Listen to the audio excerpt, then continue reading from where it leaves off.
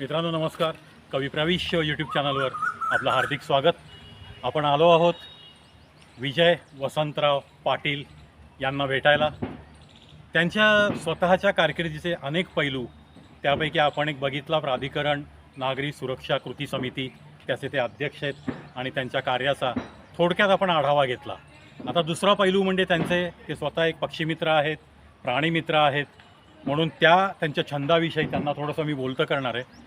विजयराव, या पक्षी मित्र तुम्ही कसे झाला, अशी कोणती घटना घडली की पक्ष्यांच्या विषयी तुमच्या मनामध्ये प्रेम निर्माण झालं आणि ह्याच्यात सुद्धा तुम्ही स्वतःला वाहून घेतलं, याबद्दल थोडंसं.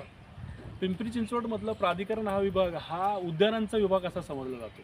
सुनियोजित शहर असल्या कारणाने जेव्हापासून प्राधिकरणाची स्थापना झाली ओके, त्यावेळी पिंपरी चिंचवडमध्ये प्राधिकरणा हा जो भाग आहे विकसित त्याला शहर म्हटलं जातं. आणि अशा शहराची जेव्हा स्थापना झाली त्यावेळेस विविध ठिकाणी प्रत्येक पेठेमध्ये मोठी मोठी उद्यानं उभे राहिली. अशा उद्यानांच्या परिसरामध्ये ज्यावेळेस मोठ्या पद्धतीने हिरवाई निर्माण झाली, ऑटोमॅटिक आपोआपच नॅचरली पक्षी सुद्धा इकडे आकर्षित झाले. त्यामुळं जसे जसे पक्षी आकर्षित झाले तसे तसे समस्या बी निर्माण झाल्या. आणि मग काही वेळास पक्षी जखमी अवस्थेमध्ये असल्या कारणाने नागरिकांचे फोन यायला लागले. आम्ही तेव्हापासून पक्षीची आवड असल्या कारणाने सुरुवातीला गव्हाणी घुबड हे जखमी अवस्थेमध्ये सापडलं. आणि मग त्यावेळेस त्या गव्हाणी घुबडला आम्ही मदत करून त्याला सेव्ह केलं, वाचवलं त्याला. आणि वाचवल्यानंतर हळूहळू लोकांना समजायला लागलं की बाबा हे प्राणीमित्रसुद्धा आहेत, पक्षीमित्रसुद्धा आहेत.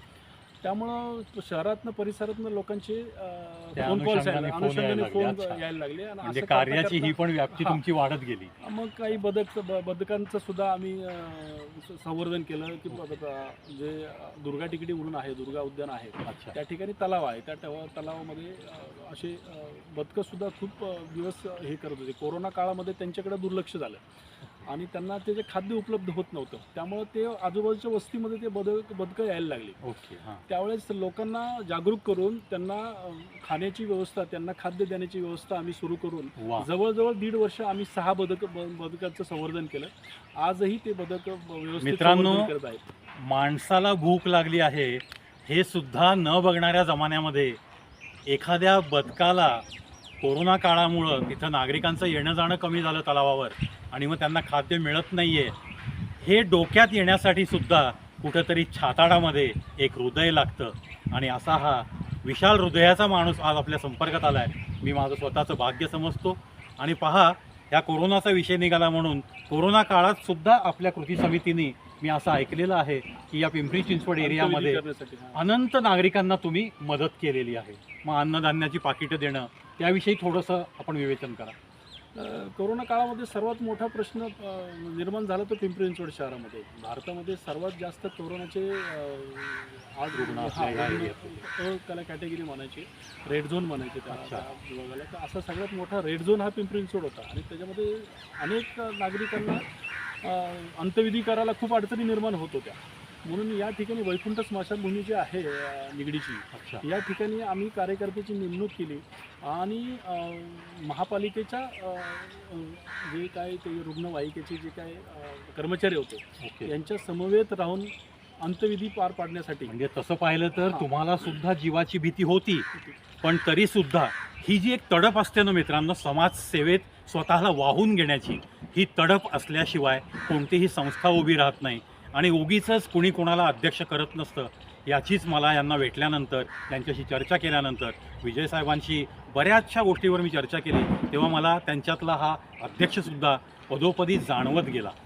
आता रात्रीची गस्त घालण्याची मी मागच्या व्हिडिओमध्ये तुम्हाला बोललो, तर आपल्याकडे तर सिव्हिलियन लोकांना हत्यार बाळगण्याची परवानगी नाही.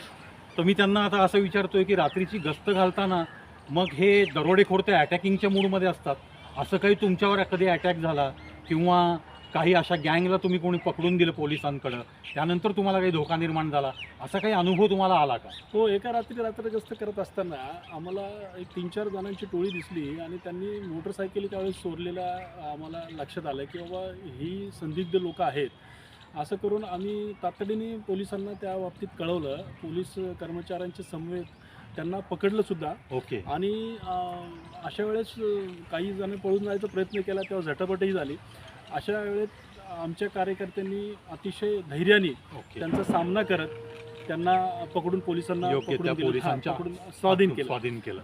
यामुळं तत्कालीन जे पोलीस कमिशनर होते पुणे शहराचे, कारण त्यावेळेस पुणे शहर पोलिसाच्या हो, हो. अंतर्गत हो. पिंपरी चिंचवड येत होतं. तत्कालीन जे आयुक्त होते धनंजय जाधव, तर त्यांनी DN जाधव म्हणायचे त्यांना, तर त्यांनी आमचा समितीचा सर्टिफिकेट देऊन, प्रमाणपत्र देऊन वा, आम्हाला गौरव केला. केलेला आहे. वा, अतिशय गौरवास्पदच आहे ही गोष्ट. मला तुमचा एक गप्पांच्या ओघामध्ये एक तुम्ही अनुभव मला सांगितला, तो पण मला व्ह्युअर्सबरोबर शेअर करण्यासाठी खूप मला आनंद होईल. माणुसकीचं यथार्थ दर्शन या समितीतर्फे दिसलं ते म्हणजे अकुर्डी स्टेशनवरती एक महिला प्रसूतीच्या वेदना देत होती, तर तिला या सुरक्षा समितीने योग्य त्या सगळ्या त्यांच्या स्त्री, त्यांच्यासोबत मुली पण काही राबतायत, त्या समितीच्या ज्या कार्यकर्त्या आहेत त्यांचंही मी अभिनंदन करतो. या समितीसाठी राबणाऱ्या विजयरावांच्या प्रत्येक मित्रमैत्रिणीचं मी इथं माझ्या चॅनलवर खूप खूप मनपूर्वक अभिनंदन करतो आहे. ह्या अकुर्डीची जी प्रसूतीची घटना आहे त्याच्याविषयी आपण त्यांच्याकडनंच ऐका. अकोडी रेल्वे स्टेशनवर आम्ही जेव्हा रात्रीचा गस्त करत होतो त्यावेळेस असं लक्षात आलं की एक महिला जेव्हा प्रसूतीच्या काळात तिला येत होत्या, तर तिला इतक्या त्या असह्य झाल्या आणि रेल्वे स्थानकावरच तिला खूप त्रास होऊ लागला. तर तात्काळ आमच्या ज्या महिला पदाधिकारी त्यावेळेस तिथं उपस्थित होत्या, अर्चना घाळे म्हणून होत्या, गौरी सरोदे म्हणून आहेत आमच्या महिला पदाधिकारी होत्या, अशा सर्व महिला त्या ठिकाणी तातडीने तिथे गेल्या, पोचल्या आणि रेल्वे स्थानकातच व्यवस्था केली आणि रेल्वे स्थानकातच ती महिला प्रसूत झाली आणि त्यानंतर मग वायसेममध्ये तातडीने ॲम्ब्युलन्स कॉलअप करून त्यांना तिथे पोस्ट केलं. पहा मित्रांनो, मुलगा म्हणजे तिला मुलगा झाला होता त्या 23 वर्षाच्या तरुणीला, आणि दोघंही वाचले, आईही वाचली आणि मुलगाही वाचला. वा, त्यामुळे खूपच महान कार्य हे. असे काही सुखद अनुभव घेत घेत समाजासाठी झटणारा हा एक युवक विजय वसंतराव पाटील. तुम्हाला भेटून मला खूप खूप आनंद झाला. तुमच्या या समितीचं कार्य शब्दांच्या पलीकडचं आहे इतकंच मी सांगतो. आणि पुन्हा एकदा या समितीमध्ये कार्य करणाऱ्या अगदी तुमच्या शेवटच्या मित्रापासून, शेवटच्या मैत्रिणीपासून ते तुमच्या खांद्याला खांदा लावून प्रत्येकजण जो काही तुम्हाला आजपर्यंत या संस्थेसाठी झटत आला आहे त्या प्रत्येकाचाच मी शाब्दिक गौरव करतो. आणि मला माझ्या चॅनलवर तुम्ही वेळ दिलात, तुमचं कार्य थोडं तरी लोकांपर्यंत पोहोचवण्यासाठी एक माध्यम म्हणून तुम्ही मला निवडलं, त्याविषयी मी तुमचे लाख लाख आभार मानतो. आणि तुमच्या उत्तुंग कार्यास एक अभिनंदनपर शब्द वापरून खूप खूप शुभेच्छा अर्पित करतो. आणि असंच तुमचं कार्य पुढे चालत राहो.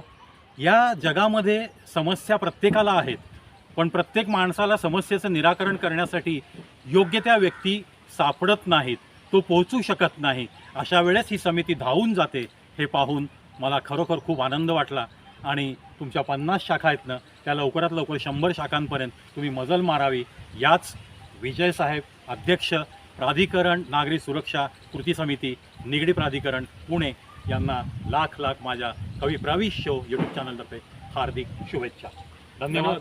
धन्यवाद राजेसाहेब, आपण आपल्या शब्दांच्या याच्या मैफलीमध्ये मला इथं आपण वेळ दिला आणि प्राधिकरण नागरी सुरक्षा कृती समितीचं आपण या ठिकाणी मला मुलाखतीला बोलून कौतुक केलं. मी आमच्या सर्व प्राधिकरण नागरी सुरक्षा कृती समितीच्या पदाधिकाऱ्यांच्या वतीने मी आपलं आभार मानतो. धन्यवाद. धन्यवाद विजय.